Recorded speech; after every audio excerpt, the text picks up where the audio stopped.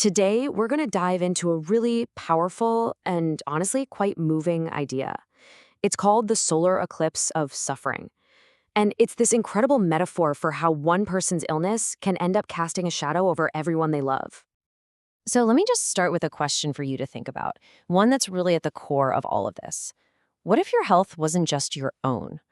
What if it was deeply, fundamentally connected to the well-being of every single person who cares about you? And that question brings us right to our central idea. The source material calls it a solar eclipse of suffering.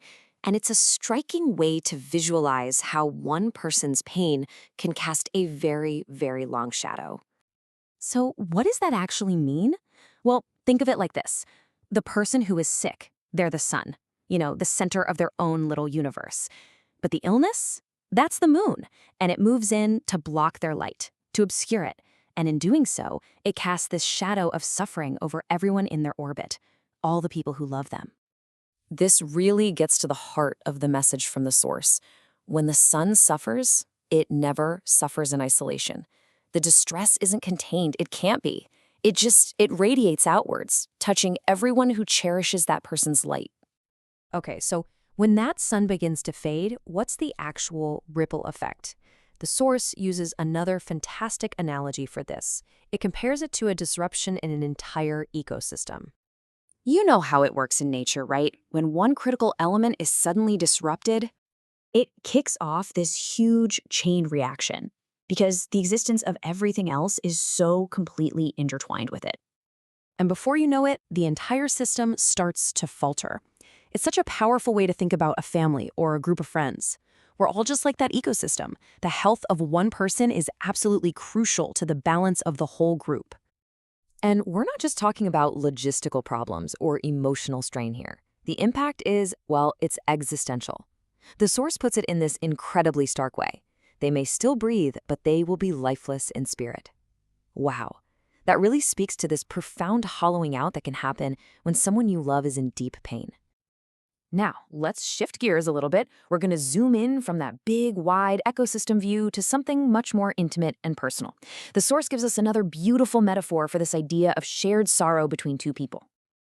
It suggests that a deep bond can be like soil and water, a relationship where one person has this incredible capacity to absorb the sorrow of the other, to literally hold it with them. And it's all captured in this one unbelievably poignant line. You are my soil, absorbing my tears like water. I mean, that just says it all, doesn't it? It describes this deep, deep connection where one person becomes a vessel for another's pain, not because they have to, but because they love them. And this isn't just about sympathy or feeling bad for someone. It signifies that the narrator's own well-being is completely tied to the other person's recovery. They feel like they're just drenched in that shared sorrow until their loved one is finally well again. But the story doesn't just end in that sorrow. There's a really important pivot here, where the narrative shifts from just describing the pain to this powerful plea for recovery, this deep desire to dispel the shadow, and a really firm promise of support.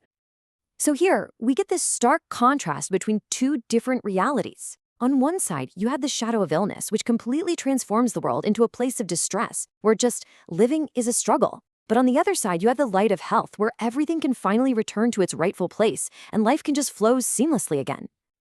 You can just feel the urgency, right? The narrator is eagerly, maybe even desperately, waiting for their loved one to get healthy, to dispel that shadow of darkness so that life can finally get back to normal.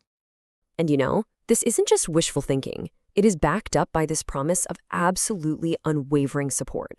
We see commitments like, when you break, I will be there. And if you need to express frustration, I will stand by you. It's this powerful promise to persist, to never ever leave them alone, no matter what happens. So what does this all mean for us? Let's zoom back out and really look at the universal truth that this deeply personal story reveals about all of our shared lives. When it comes right down to it, it all boils down to this single, incredibly powerful statement. Your health signifies my well-being. That is the ultimate expression of our interconnectedness. And that really is the final takeaway here. We are all part of an ecosystem. Our joys, our struggles, and our health, they are never truly just our own. They ripple out. They affect the balance of our shared worlds in ways we might not always see. Which leaves us with one final thought to reflect on. I want you to take a moment and just ask yourself, who is the sun in your ecosystem? And just as importantly, whose sun are you?